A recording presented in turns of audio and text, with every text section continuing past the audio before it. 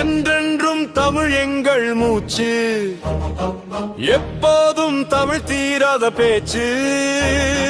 நல்லோருக்கு காலம் வந்தாச்சு, இன்னொரு மொழி போராட்டம் தொடங்கியாச்சு.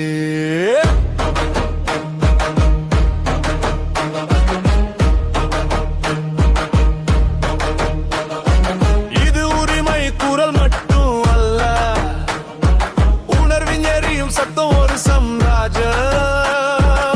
எழுப்பும் முழக்கம் சர்வாதி, பாரத்தை கேள்வி கேட்கும் நெருப்பு.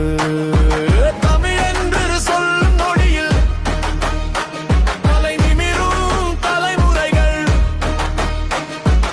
எடுத்தெடுத்தாக எழுமி நாடு